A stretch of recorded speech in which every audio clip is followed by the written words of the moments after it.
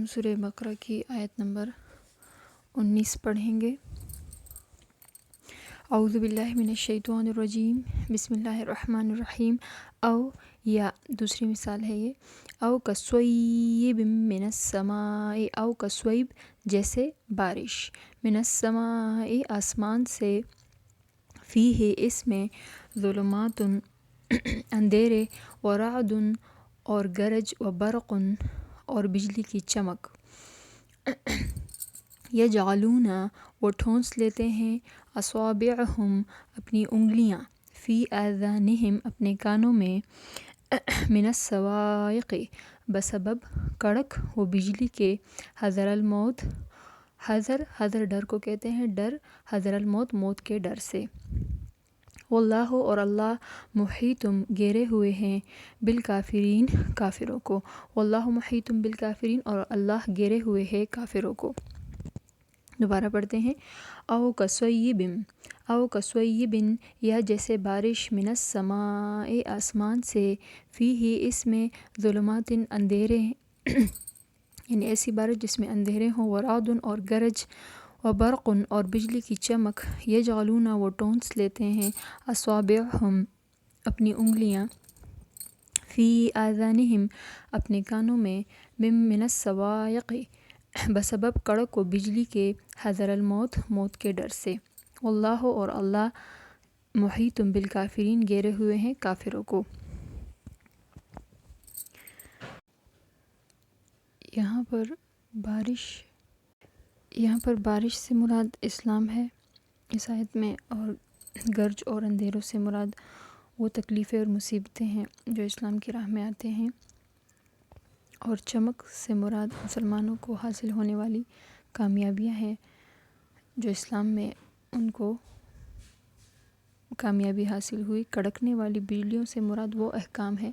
جیسے جہاد وغیرہ ہیں، اور منافقوں کو یہی ڈر لگتا تھا جب جہاد اور جنگ وغیرہ کا حکم آتا تھا، تو ان کو یہی ڈر تھا کہ پھر بلا لیا گئے کہیں ہم مر نہ جائیں اس جہاد میں۔ تو یہاں پر ہدایت کی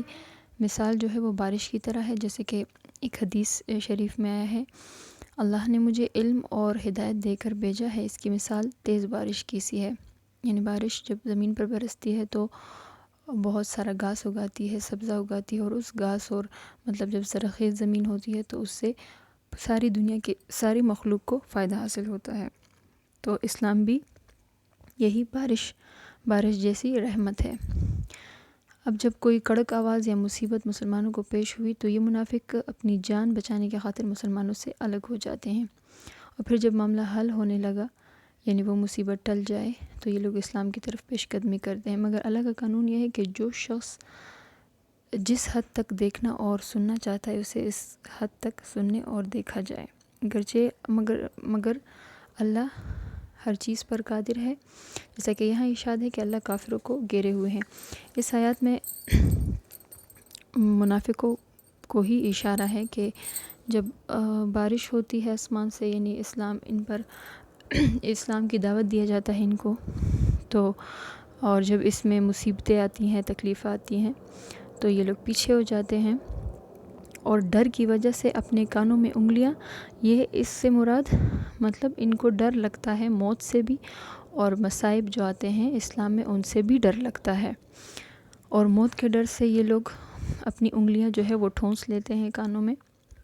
لیکن اللہ جو ہے ان کو گھیرے ہوئے ہیں، اور یہ جتنا بھی خود کو بچائے پھر اللہ کے عذاب سے نہیں بچ سکتے۔ تو پہلی والی آیت نمبر 18 میں، آیت نمبر 17 اور 18 میں جو ہے ان کی مثال، یعنی آگ سے جو انہوں نے مطلب اللہ تعالیٰ نے آگ کے بارے میں بتایا کہ آگ بھڑکائی، پھر ان کا مطلب آگ کی جو کوئلے وغیرہ رہ گئے تو وہ اس کے اندھیرے میں ہی مطلب چھوڑ دیے گئے، اللہ پاک نے ان کو چھوڑ دیا، اسی طرح وہ گونگے ہیں، بہرے ہیں۔ دوسری مثال یہ دی کہ جیسے بارش آسمان سے، یعنی آیت نمبر 19 میں بارش کی مثال دی ہے کہ جب بارش آتی ہے آسمان سے اور اسی طرح